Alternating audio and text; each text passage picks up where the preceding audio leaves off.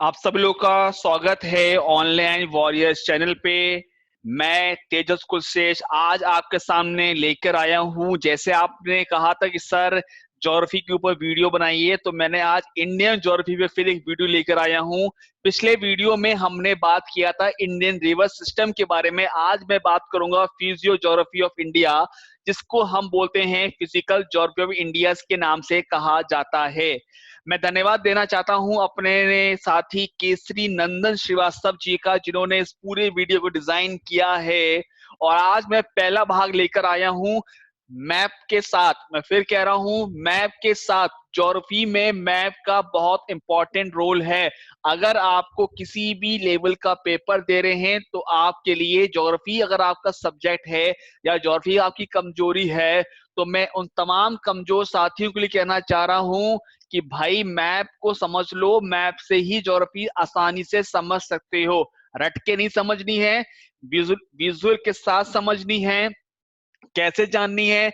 मैं आज आपको मैप के साथ दिखाऊंगा ज्योग्राफी के बारे में। तो शुरुआत करते हैं पहले हिस्से में, जहां पर इंट्रोडक्शन की बात करता हूं। तो मैं बात करता हूं अपने देश की बात करता हूं, मैं बात करता हूं आपके देश की बात करता हूं, भारत की बात करता हूं, जो एक अपनी संस्कृति के लिए प्रख्यात है। इसके साथ साथ ये भी कहा जाता है कि दुनिया की सबसे पुरानी सिविलाइजेशन या जिसको हम बोलते हैं सभ्यता बोलते हैं, वो कहाँ मिलती है? भारत में मिलती। महान सभ्यता से पहचाना गया है। कहा जाता है कि अगर उत्तर में हिमालय है तो दक्षिण में यहाँ पर तटीय इलाके हैं, जहां पे तमाम कोस्टल एरिया मेरे को दिखते हैं। अगर मैं पूरब की बात करता हूं तो पूरब में मुझे ब्रह्मपुत्र वैली मिलती है, जहां पे फर्टाइल एरिया है। और अगर मैं बात करता हूं पश्चिम में बात करता हूं तो मुझे मिलता है रेगिस्तान, थार डेजर्ट मिलता है। तो इसी तरीके से मेरा भारत दिखाने की बात हो रही है कि भारत अतुल्य, भारत कैसे कहा जाए, कैसे में हम भारत को डिफाइन करें कि अलग अलग चीजों का वर्णन है भारत के अंदर। तमाम चीजें जो भारत के बारे में बात करती हैं, वो तमाम चीजें जिसको ये दिखाया जाता है कि भारत क्या है, असली तस्वीर भारत की। आज हम बात करेंगे अपने भारत के बारे में। तो शुरुआत करते हैं भारत के ज्योग्राफिकल स्ट्रक्चर के बेसिस पर। तो सबसे पहले दुनिया के नक्शे में भारत क्या है, कहाँ इसकी किस डिग्री में है, कौन से लैटिट्यूड में आता है, कौन से लॉन्गिट्यूड में आता है, उन तमाम चीजों पे आज मैं बात करना चाहता हूं आप सबसे। तो शुरुआत करते हैं। यहाँ पर कहा जाता है कि भारत को जो रखा गया है वो नॉर्दर्न हेमिस्फेयर और ईस्टर्न हेमिस्फेयर की तरफ दिखाया गया है, जहां पर लॉन्गिट्यूड और लैटिट्यूड, जिस पर ध्यान रखिएगा कि जो लैटिट्यूड है उसकी लंबाई लॉन्गिट्यूड से ज्यादा है। जब मैंने दिखाना चाहता हूं तो मैप, बिना मैप से तो मैं आप ज्योग्राफी समझ ही नहीं सकते हैं। तो जितने भी कमजोर लोग हैं जो इनकी ज्योग्राफी बिल्कुल समझ में नहीं आती हैं, तो उन सभी के लिए मैं लेकर आया हूं कि कैसे समझें ज्योग्राफी को। तो सबसे पहले बात आती है भारत का नक्शा। वो नक्शा जो मुझे दिख रहा है, जहां पर ये बात की जा रही है कि उत्तरी इलाके में जो हमें 37 डिग्री 6 मिनट दिखाता है और नीचे में दिखाता है 8 डिग्री 4 मिनट।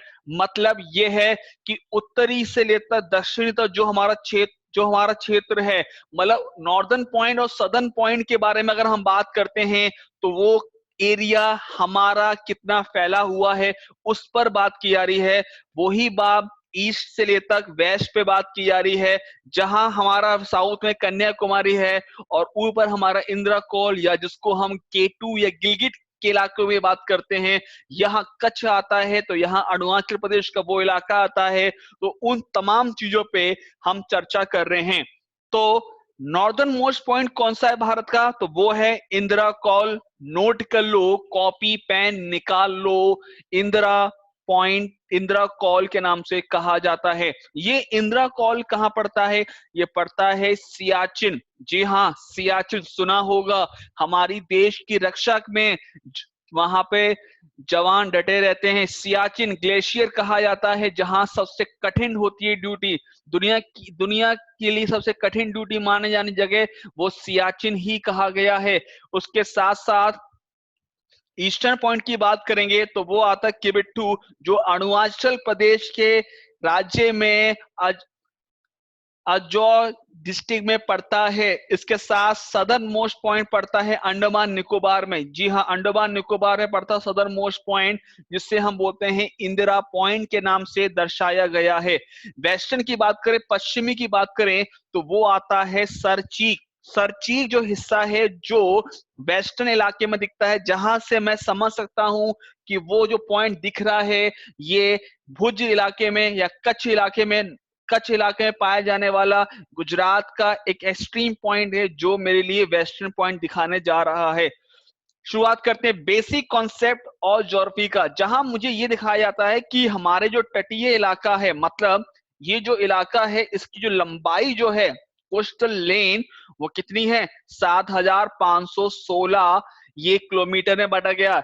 इसके साथ साथ ट्रॉपिक ऑफ कैंसर की बात करें,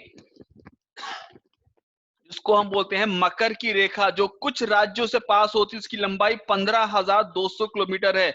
ये है ट्रॉपिक ऑफ कैंसर। अगर आप देखो, इसको हम क्या बोलते हैं? Tropic of cancer.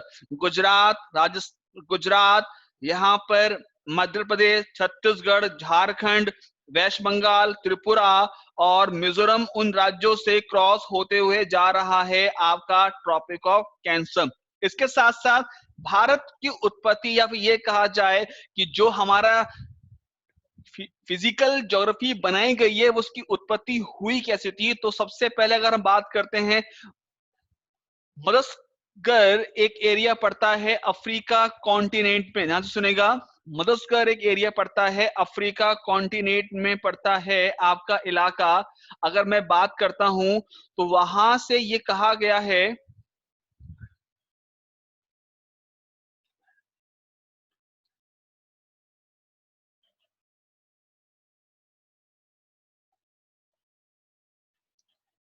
ये यहां से शुरुआत हुई थी भारत का। कहा जाता है कि ये यहां से शुरुआत हुई थी और धीरे धीरे करते करते वो चीजें ऊपर तक पहुंचती चली गई। और भारत का जो इंडियन ऑस्ट्रेलियन जो प्लेट है, वो टकराई थी यूरेशियन प्लेट से टकराई थी। और जब ये प्लेट से टकराई थी, तो उसके बाद क्या हुआ था कि धीरे धीरे हिमालय की उत्पत्ति होनी शुरू हुई। कई सारे और भी प्लेटू बने, पठार उसको बोलते हैं, कई सारे और प्लेन बने और हिल्स आई। इसके बारे में अगली वीडियो में आपसे डिस्कशन करूंगा। मैंने मेंशन कर रखा है कि ये तमाम, क्योंकि इसको ब्रीफली समझाने में टाइम लगेगा, इसको मैं अगली वीडियो में समझाऊंगा कैसे हिमालय की उत्पत्ति हुई, उन सब के बारे में करूंगा। ठीक है, अगले बात करना चाहता हूं, जो नेक्स्ट पॉइंट है आपके सामने। अब ये जो दिख रहा है कि भारत को जो डिवाइड किया गया है, वो 6 फिजियोग्राफ रीजन में डिवाइड किया गया। फिजियोग्राफिक रीजन में 6 हिस्सों में बांटा गया। मैं चाहता हूं कि इस पहले इसको स्क्रीनशॉट ले लो, इसको आंखों में तराश लो। ये मैप है जो आपको ज्योग्राफी को समझने में आपकी सबसे ज्यादा मददगार देगा। देख लो उसको, क्या क्या कहना चाह रहा है। तो जो मैंने लेफ्ट हैंड साइड में आपके सामने लिखे हैं, वो 6 हिस्से: northern, north east mountain, northern plain, peninsular plateau, Indian desert, coastal plain और आपके आइलैंड। इनको देख लो, इनको देख लो और इनसे चीजों समझो, ये क्या कहना चाह रहे हैं, किस तरीके से ये बात बताना चाह रहे हैं, वो चीजें आप इस ओर ध्यान दो। तो जब मैं नॉर्दर्न की बात करता हूँ, उत्तरी क्षेत्र की बात करता हूँ, जहां मुझे नजर आता है उत्तरी इलाका, जहां पे काराकोरम है, लद्दाख रेंज, जस्कर रेंज, फिर पंजाल रेंज, हिमालय की पूरी चोटी है यहाँ पे। और उसके साथ नॉर्थ ईस्ट माउंटेन। अब आप माउंटेन की बात देखो तो ये पटकई माउंटेन, नागा हिल, मीजो हिल, बारालाई रेंज, खासी हिल, गारो हिल, खासी हिल, जयंती हिल, ये तमाम जो अलग अलग हिल्स हैं, इनको भी आप दर्शा सकते हो, इसलिए यहाँ पे बात करने चाह रहा हूं। मैं फिर कह रहा हूं, मैप से, ये मैप अगर आप समझ गए, तो इस मैप के जरिए आप चीजों को आसानी से समझ सकते हो। इसलिए इन चीजों को समझने के लिए सबसे पहले जो चीजें बताई गई हैं, वो आपके लिए सबसे ज्यादा इंपॉर्टेंट है। तो जैसे मैंने कहा, ये तमाम रेंज, लद्दाख, जंस्कर, पीर पंजाल रेंज है, जितनी चीजें आपको दिख रही हैं, इसके जरिए आप भारत की भौगोलिक स्थिति को समझ सकते हो।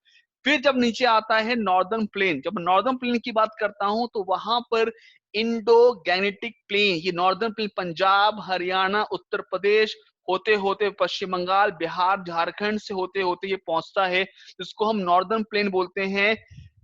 मतलब उत्तरी मैदान के नाम से कहा जाता है। कहते हैं कि दक्षिण हिमालय के दक्षिण से शुरुआत होती है नॉर्दर्न प्लेन की। फिर फिर आता है पेनिनसुलर प्लेटू। प्लेटू मतलब पठार। ये जमीन जो है ट्रायंगल शेप में है, देखो थोड़ा जहां जहां आपको येलो शेप दिख रहा है ये तमाम इलाके पठार है, चाहे वो अरावली रेंज का हो, बुंदेलखंड हो, कैमूर हिल हो, छोटानागपुर प्लेटू हो, बघेलखंड हो, हजारीबाग प्लेटू हो, रामगढ़ हिल हो। तो इन जो चीजों में दिखाना चाह रहा हूं इसको थोड़ा सा ध्यान दोगे तो चीजें आपको आसानी से समझ में आएंगी। सतपुरा रेंज हो, महादेव हिल हो, किस इलाके में पड़ती है, तेलंगाना प्लेटू, वेस्टर्न वेस्टर्न घाट प्लेटू, ईस्टर्न घाट प्लेटू। बहुत इंपॉर्टेंट है, मैं फिर कह रहा हूं। दक्षिण में पाने जाने वाली प्लेटू में आने वाली हिल्स वो कौन कौन सी हैं उन पर भी बात करूंगा। इंडियन डेजर्ट पता है हमें, थार है, coast plain, Konkan coast, Malabar coast, Coromandel coast, ये तमाम चीज, चिल्का लेक। तो ये चीजें आपको दिख रही हैं उतना ही इनका इंपॉर्टेंट रोल है और क्वेश्चन पेपर में पूछी जाती हैं। लेकिन आप तभी समझ सकते हैं जब आपके सामने मैप की पिक आपके सामने क्लियर हो। अगर आपने मैप को ढंग से देख लिया है तो आप कभी भी ज्योग्राफी को भूल नहीं सकते हैं। यही इंपॉर्टेंट है। फिर आपके आइलैंड जिन्हें हम द्वीप बोलते हैं, तो हमें पता है लक्षद्वीप है और आपका अंडमान निकोबार है, जिनके बारे में हम बाद में बात करेंगे। तो शुरुआत करते हैं अपने हिमालय के हिस्से से। हिमालय जिसको हम बोलते हैं नॉर्दर्न माउंटेन के नाम से कहा गया है। चलिए बात करते हैं माउंटेन्स, नॉर्दर्न माउंटेन्स। फिर मैं मैप लेके आऊंगा, इस मैप को फिर आप 2 मिनट के लिए उसको देखो, इसको थोड़ा देखो कि मैप क्या कह रहा है, मैप क्या कहने क्या चाहता है। सबसे भारत के नक्शे के ऊपर एक पॉइंट आपको नजर आ रहा है जहां पे आपके उल्टे हाथ में हिंद कुश है और सीधे हाथ में कुनलून माउंटेन दिख रहे होंगे। इन माउंटेन्स को थोड़ा ध्यान दीजिए, ये माउंटेन्स क्या कहने चाह रहे हैं। अगर मैं थोड़ा सा इस पर ध्यान दूं, जहां पर सबसे टॉप पर क्या दिख रहा है, पमीर नॉट। पमीर नॉट दिख रहा है आपको। पमीर नॉट को बोलते हैं roof top of the world. जहां पर roof top of the world, सबसे ऊंचा टॉप जो कहा गया है वो पमीर नॉट को कहा गया, जहां पर Karakoram range, Zanskar range, Shivalik range उसके नीचे है, ग्रेट हिमालय आपको दिख रहा है। और उसी तरह सुलेमान रेंज, ये पाकिस्तान की तरफ है। ये चोटी कहां मिलेंगी आपको, पाकिस्तान की तरफ मिलेंगी। तो ये जानना भी जरूरी है कि हमारे भारत के अंदर वो कौन कौन से इलाके हैं जहां पर ये पाए जाते हैं और हमारे पड़ोस में कौन कौन से हैं। तो हिंदू कुश जो अफगानिस्तान पाकिस्तान में आता है, सुलेमान जो पाकिस्तान के इलाके में आता है। तो ये जानना जरूरी है। कैलाश रेंज जो तिब्बत के इलाके में पड़ता है, मानसरोवर रेंज लेक जो है जहां से इंडस आपकी आती है, तो कंचनजंगा, माउंट एवरेस्ट, जितनी भी चीजें हैं जो आपके सामने यहाँ पर दर्ज आ रही हैं। जैसे मैंने कहा कि हिमालय को 3 हिस्सों में बांटा गया है। एक है हिमाद्री, हिमाचल और शिवालिक। ध्यान रखिएगा, हिमाद्री, हिमाचल और शिवालिक इन हिस्सों में बांटा गया, जिसको हम बोलते हैं youngest fold mountain range. Youngest fold mountain मतलब ये है कि इनकी उत्पत्ति जो की गई है, फोल्ड का मतलब जो निकाले गए हैं। थोड़ा सा टेक्टोनिक प्लेट्स का होता तो मैं आपको दिखा देता है, अगली वीडियो में जरूर मैं आपको बताऊंगा कि किस तरह से हिमालय की उत्पत्ति की गई, कैसे हिमालय से जो तिब्बत का प्लेटू था जिसको हमने आपने यहाँ देखा था कि किस तरीके से यहाँ पर जो यूरेशियन प्लेट है और जो इंडियन प्लेट है कैसे ये भिड़ी थी और कैसे हिमालय निकला था, इन सबको मैं अगली वीडियो में बताऊंगा। तो जब मैं बात करता हूँ हिमाद्री की बात करता हूं, तो जहां एवरेज लेंथ या हाइट कहा जाए वो लगभग 6100 मीटर पाई जाती है इन तमाम पीकों पे, जिसमें कुछ यहाँ पर पासेस हैं। Jelep La in the Chumbi valley कहाँ पड़ता है, सिक्किम में। और शिप्की ला जो कहाँ पड़ता है आपका, सतलज में पड़ता है। और यहाँ दुनिया की सबसे ऊंची चोटी कौन सी है, माउंट एवरेस्ट सबसे ऊंची चोटी है जो आपको मिलेगी। उसके बाद हिमाचल, इसके जस्ट नीचे पड़ेगा हिमाचल, जहां पर एवरेज हाइट जो मिलेगा 3700 से 4500 मीटर आपको हाइट यहां पर मिलेगी। अब देखो यहां पर थोड़ा मैं ध्यान दूं तो मुझे यहां नजर आ रहा है कुछ और रेंज, जैसे धौलाधार। सुना होगा, पीर पंजाल, नग टिब्बा, मसूरी। मैं फिर दिखाना चाहता हूं मैप के जरिए, देखो मैप फिर देख लो। पीर पंजाल ये दिख रहा है, धौलाधार एरिया सुना होगा, हिमाचल का पड़ता, धौलाधार पड़ता है। मंसूरी पता है हमें, आपका उत्तराखंड में पड़ता है, नैनीताल उत्तराखंड में है। और तमाम जितने भी एरिया हैं, ये वो एरिया है जो इंपॉर्टेंट हिल स्टेशन जिनको कहा जाता है। इसके बाद आपका आता है शिवालिक रेंज, जिसको हम क्या बोलते हैं, आउटर हिमालय, मतलब हिमालय के नीचे का हिस्सा, जो क्या कहता है, आउटर हिमालय बताता है, जिन्हों पे उन तमाम पहाड़ों की चोटियों की लंबाई, एक एवरेज क्या है, एक औसत चोटी लंबाई कितनी है, 900 से 1200 मीटर। तो ये जो है थोड़े से छोटे आपको दिखेंगे और साउथ की तरफ ज्यादा मिलेंगे। फिर जो मैंने लिखा है ट्रांस हिमालय जोन, ये कहा जाता है कि तिब्बत के बॉर्डर, जो तिब्बत का बॉर्डर है, कुछ इंपॉर्टेंट रेंजेस है, काराकोरम, लद्दाख और जस्कर। थोड़ा ध्यान दें इसमें, देखिए काराकोरम, लद्दाख रेंज, जस्कर, इसे क्या बोलेंगे, इसको हम बोलेंगे ट्रांस हिमालय के नाम से कहा जाता है, जो तिब्बती इलाके के आसपास बॉर्डर पे आपको मिलेंगे। क्लियर सबको यहाँ पे?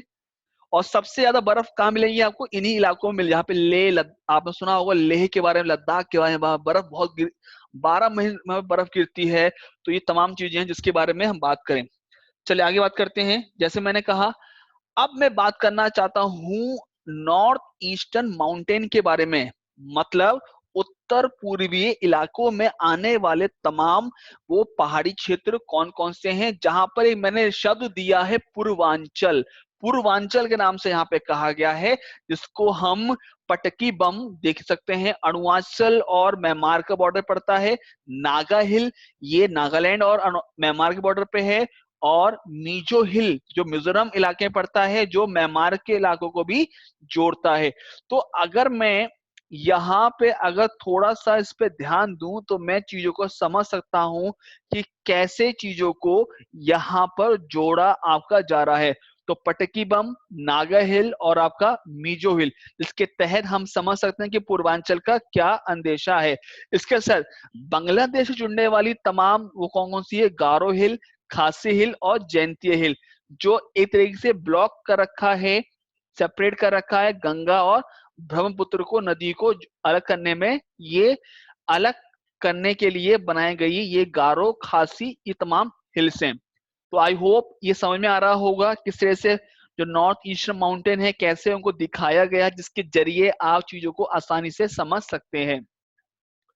अब हम बात करेंगे उत्तरी मैदान के बारे में। देखो उत्तरी मैदान के बारे में कहा जाता है कि यहाँ पर एलुवियल सॉइल, एलुवियल सॉइल के बारे में अगर हम बात करें तो क्योंकि ये सबसे रिचेस्ट मानी जाती सॉइल है, मतलब अगर मैं जितनी भी मिट्टियां हैं, उन मिट्टियों में अगर सबसे, जिसमें सबसे ज्यादा खनिज तत्व या कहा जाए, मिनरल कहा जाए, जहां सबसे अच्छी मिट्टी कहा गई है, इसको हम कछार बोलते हैं हिंदी में। और ये इंडस, गंगा, ब्रह्मपुत्र नदी के आसपास जो जमीन है, उन सबको हमने एल्युवियल सॉइल से डिफाइन किया है, जो पंजाब, यूपी, बिहार, हरियाणा, पश्चिम बंगाल और असम होते हुए ये लैंड क्रॉस हुई है। अब इस जमीन को 4 हिस्से में बांटा गया, मैं फिर कह रहा हूं, इस जमीन को 4 हिस्से में बांटा गया है। इसको सुन लीजिए, बहुत इंपॉर्टेंट है। एल्युवियल सॉइल को या फिर नॉर्दर्न प्लेन को 4 हिस्सों में बांटा गया। पहला है भाबर, उसके बाद तराई, उसके बाद खादर, फिर भांगर, इन इलाकों में उसको बांटा गया है। जो भाबर का इलाका है, जिसको ये कहा गया है, मैं मैप की जो दिखाना चाहता हूं, आप समझ सकते हैं, जी हाँ, यहाँ हिमालय खत्म होता है, तो शिवालिक का जो हिमालय फुट हिल्स है, वहां से भाबर शुरू होता है, ये भाबर का इलाका है। ठीक है। तेराई, तेराई के बारे में थोड़ा सा बात करूं, इसको बोलते हैं साउथ ऑफ भाबर। इसकी लंबाई लगभग 15 से 30 किलोमीटर एरिया में, 15-30 किलोमीटर एरिया में फैला हुआ है ये। और घने जंगल मिलेंगे इसके अंदर आपको, घने जंगल मिलेंगे। और पैदावार के लिए सबसे अच्छी जमीन मिट्टी पाई गई है, वो आपकी तेराई की जमीन ही मानी गई है, जहां पे सबसे अच्छी पैदावार कहाँ मिलेगी, तेराई में। अब जब बात करता हूं मैं भांगर जमीन की बात करता हूं, एक तो भाबर, भाबर और भांगर। जो भांगर जमीन जो है, ये थोड़ा सा प्लेन से थोड़ा ऊंची उठी हुई है, यहाँ पे बाढ़ आने का खतरा कम होता है, मतलब बाढ़ कम आती है। ठीक है। दूसरी बात है, लेकिन इसकी फर्टिलिटी जो है, जो गुणवत्ता मिट्टी की, वो थोड़ी कम है एज कम्पेयर टू अदर, थोड़ी सी कम है। ठीक है, बात समझ आ रही है। फिर खादर, खादर की बात करें, यहाँ जो प्लेन से नीचे, थोड़ा सा नीचे आपको दिख रहा होगा प्लेन से, हाँ जी नीचे आ रहा है। अब उसमें क्या होता है कि नीचे होने के चक्कर में ये जो मिट्टी की जो मिट्टी है वहां पे हमेशा नई परतें आती, क्योंकि बाढ़ आती है, और बाढ़ में क्या होता है, जो ऊपरी होता है उसको बोलते हैं सॉइल इरोजन। तो सॉइल इरोजन की बेसिस पर एक परत, नई नई परतें आती रहती हैं, और क्योंकि इसका जो स्लोप है, इसकी मिट्टी जो है वो हमेशा नीचे, प्लेन थोड़ा क्या है वो नीचे, इससे हम सुना होगा कि बंगाल में, बिहार में हमेशा बाढ़ आती, क्योंकि वो खादर जमीन पे बची, असम पे, उनकी जमीन जो थोड़ा नीचे पे, प्लेन से थोड़ा सा नीचे, इसलिए वहां से पानी आसानी से तैर जाता है, और इसलिए वहां पे बाढ़ आने का शुरुआत होती है। तो ये तमाम चीजें हैं जो प्लेन के बारे में हम बात करते हैं, कैसे प्लेन हमने यहाँ पर डिजाइन यहाँ पर कर रखा है। आगे बात करते हैं प्लेन के बाद। उसके बाद आपका आता है पेनिसुलर प्लेटू, इसको हिंदी में बोलते हैं पठार बोलते हैं। तो पठार को कुछ हिस्सों में बांटा गया है, जहां पर एक है वेस्टर्न घाट, ईस्टर्न घाट। ये आप पढ़ेंगे, वेस्टर्न घाट ईस्टर्न घाट, जो हमारे कोस्टल एरिया के साथ साथ लगे हुए हैं, वेस्टर्न घाट ईस्टर्न घाट एरिया है। जहां पर हम वेस्टर्न घाट की बात करें, ईस्टर्न घाट की बात करें, तो हम सतपुरा, मैकल, महादेव, अभी मैंने आपको मैप दिखाया था कि महादेव और सतपुरा जो छत्तीसगढ़, एमपी, महादेव छत्तीसगढ़ में पड़ता है आपका। वेस्टर्न घाट की बात करें तो वहां सह्याद्री महाराष्ट्र का इलाका पड़ता है, नीलगिरी कहाँ पड़ता है, कर्नाटक का, तमिलनाडु कहाँ पड़ता है, अनामुली हिल का कांडो कहाँ, केरला में। तो ये जो हिल्स आपको दिखा रहे हैं कि नीलगिरी हिल्स, अगर क्वेश्चन आता है कि नीलगिरी हिल्स किस राज्य में आती है, तो तमिलनाडु और कर्नाटक, यहाँ नोट कर लो सूच को। और और सह्याद्री हिल कहाँ पड़ेगा, महाराष्ट्र में। अनामली हिल्स कहाँ पड़ेगा, ये कहाँ पड़ेगा, और कार्डोमन हिल्स कहाँ पड़ेगा, ये पड़ेगा केरला में पड़ेगा आपका। ठीक है, तो ये प्लेटू है, पठार उसको बोलते हैं। पठार कैसे हुए, ये उसको मैं अगली वीडियो में हिमालय के साथ बताऊंगा कि कैसे। अभी हमें ये समझना है कि कौन कौन सी चीजें कहाँ पर स्थित हैं, अभी हमें से इतना ही समझना, बेसिक समझना है। अगली वीडियो में बताऊंगा कि कौन सी चीजें कहाँ आपको मिलेंगी। ठीक है, फिर इसके साथ जो एवरेज हाइट मिलेगा 1500 मीटर के आसपास, जितनी भी चोटियां वहां पे मिलेंगी दक्षिण पे। देखो अनामुडी, आपको याद होगा कि मैंने दिखाया था आपको अनामुडी।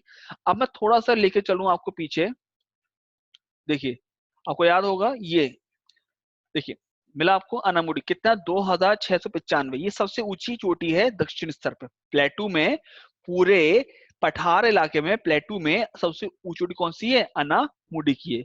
फिर दूसरा कौन सा है, डोडा बेटा। तो ये जो मिल रही है नीलगिरी हिल्स के इलाके में है, जो कर्नाटक तमिलनाडु में है। और ये कार्डोमन हिल कहाँ पड़ता है, और अरामुरी हिल कहाँ पड़ता है आपका, ये केरला के इलाके में पड़ता है। तो ये ध्यान रखिएगा, ज्योग्राफी में ऐसे क्वेश्चन बहुत पूछे जाते हैं कि कौन सी हिल कौन सी एरिया में पड़ती हैं। तो अगर आप चीजों आसानी से समझेंगे तभी।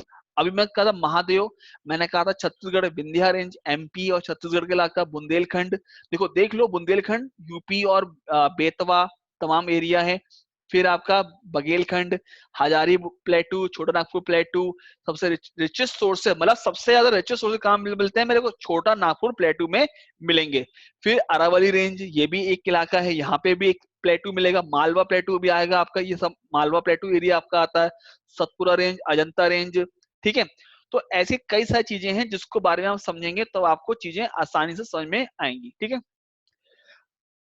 अब क्योंकि इन प्लेटू को कुछ हिस्सों में बांटा गया है, कुछ हिस्सों में इन प्लेटू को बांटा गया है, वो कौन कौन से हिस्से हैं अगर मैं उनकी बात करूं आज सभी से, तो सेंटर हाईलैंड और डेक्कन प्लेटू, जिसमें जो लैंड का एरिया है, जिसमें सेंटर हाईलैंड सबसे ऊंची पड़ता है गुरु शिखर, यानी कि गुरु शिखर है, जिसकी लंबाई लगभग, मैं लिख दे रहा हूं यहाँ पे, आपको याद हो जाएगा इससे कि कौन सा एरिया पड़ता है यहाँ पे। तो ध्यान रखिएगा, ये जो एरिया पड़ता है कौन सा है, गुरु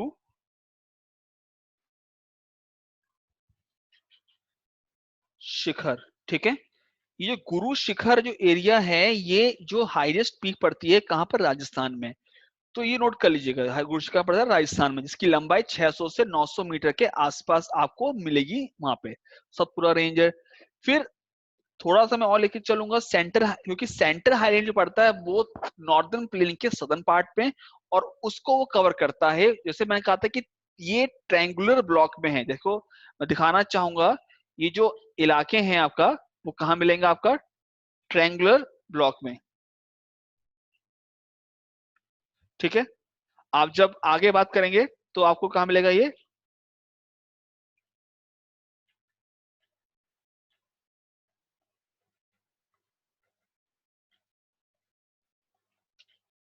तो ट्रायंगुलर ब्लॉक में मिलेगा, जहां पे अब एक चीज दिखा रहा है कि सेंटर हाईलैंड जो एरिया है आपका, इसके बारे में हम बात करना चाह रहे हैं कि किस तरह की चीजों को दिखाया गया है यहाँ पे।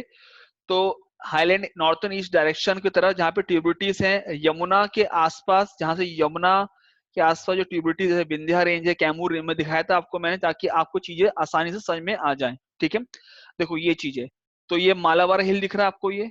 ठीक है, तो ये आपका मालवा प्लेटू है आपका, और भी कई तमाम चीजें हैं आप देख सकते हैं, वेस्टर्न घाट, ईस्टर्न घाट, इन सबको देखो, तेलंगाना प्लेटू। ठीक है, तो ये कुछ चीजें हैं, थोड़ा सा आपको जो मैप को देखना पड़ेगा, तब आपको चीजें आसानी से समझ में आएंगी, कि जैसे बघेलखंड, बुंदेलखंड आप देख ही सकते हो यहाँ पे, जो ट्रायंगुलर एरिया में, ठीक है, ट्रायंगुलर एरिया में उसको ब्लॉक कर रखा है। क्लियर है यहाँ पे। और मैंने कहा था कि सबसे ज्यादा हाईएस्ट कौन सा एरिया पड़ता है, छोटा नागपुर प्लेटू, जो कहाँ पड़ता है आपका, ये पड़ता है आपका झारखंड और छत्तीसगढ़ के इलाके में पड़ने वाला एरिया। ठीक है, चले फिर आपका ईस्टर्न घाट आपका आता है। तो ईस्टर्न घाट माउंटेन रेंजेस की बात करें तो वो उड़ीसा तमिलनाडु पड़ता है। यहाँ पे गोदावरी कृष्णा रिवर है, विशाखापट्टनम पीक सबसे ऊंची पीक मानी जाती है, कहाँ पाया जाता है, आपका ईस्टर्न घाट के आसपास, ध्यान रखिएगा, महेंद्रगिरी। फिर आपका वेस्टर्न घाट की बात करें तो ये इंडिया की सबसे लार्जेस्ट माउंटेन रेंज है हिमालय के बाद, ध्यान रखिएगा। वेस्टर्न घाट, अगर आपसे क्वेश्चन पूछा जाता है कि हिमालय के बाद सबसे ऊंची पीक कौन सी है, तो आपके सामने आंसर क्या आना चाहिए, आपका आंसर होना चाहिए कि सबसे ऊंची जो पीक है वो है वेस्टर्न घाट की। तो वेस्टर्न घाट की जितनी भी चीजें हैं वो आपको मिलेंगी आपको। ठीक है, और यहाँ पे सायद्री, साउथ सायद्री जो महाराष्ट्र के इलाके में पड़ता है, और इसमें जो आने वाले तमाम हिल स्टेशन थे, मैथरन, लोनावाला, खंडाला, महाबलेश्वर, पंचगनी, अंबोली, यह आप सुना होगा इन सबके बारे में, जितने हिल स्टेशन हैं यहाँ पे। और ये हिमालय के बाद सबसे सबसे बड़ी माउंटेन रेंज कहाँ पड़ेगा आपका, तो आपका वेस्टर्न घाट। हिमालय की लंबाई लगभग 2700 किलोमीटर के आसपास है, ध्यान रखिएगा। हिमालय का जो लंबाई लगभग 2400, माफ करिएगा, 2400 किलोमीटर की लंबाई है, जो उसको कवर करता है। ठीक है, चलिए बात करते हैं आगे, नेक्स्ट बात करते हैं नेक्स्ट स्लाइड पे।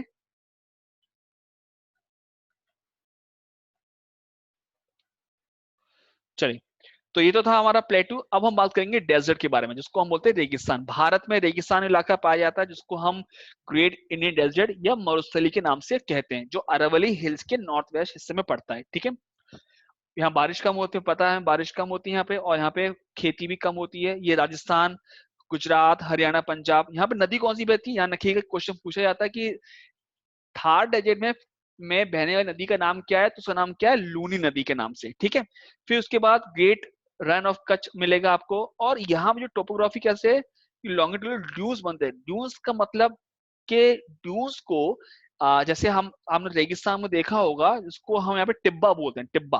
तो टिब्बा क्या होता है कि हवा का झोंका होता है, कि हवा देख रहा है कि हवा जा रही है यहाँ से, तो ये मिट्टी को एक परसती है, मिट्टी को एक साइड करती है, फिर धीरे धीरे ये एक ही हवा की तरफ डायरेक्शन लेते हैं, फिर उसी बेसिस पे बर्चन्स बनते हैं, यहाँ पे स्लोप बनता है। आपको देख सकता हो कि आप रेगिस्तान देखा हो कि ये स्लोप टाइप का बनता है, तो ये इंडियन डेजर्ट की तरह बनाया जाता है। ठीक है, अगली वीडियो देखिए, ये इसलिए मैं कह रहा हूं कि अगर आपने मैप को समझा है ज्योग्राफी के अंदर, तो आपको चीजें आसानी से समझ में आएंगी। अगली वीडियो में हम जो रह गया कोस्टल प्लेन और आइलैंड, जो आपका कोस्टल एरिया आइलैंड, इस पर हम बात करेंगे। और अगर कोई डाउट है पूछ सकते हैं आप सब चीजों को लेके। और इन सब से बात करी हमने, कौन कौन से एरिया, नोट कर लीजिएगा कॉपी में, क्योंकि काफी इंपॉर्टेंट है आपके लिए, क्वेश्चन आ सकते हैं यहाँ से। थैंक यू सो मच, हम इसी चीज को अगली पार्ट 2 में लेकर आएंगे। और चैनल को लाइक करना ना भूलें, वीडियो को लाइक करना ना भूलें, सब्सक्राइब करिए। ठीक है, और ज्यादा से ज्यादा लोगों के बीच शेयर करिए ज्योग्राफी को समझने के लिए। तो आई होप यहाँ पे आप लोगों को चीजें समझ में आ गई होंगी।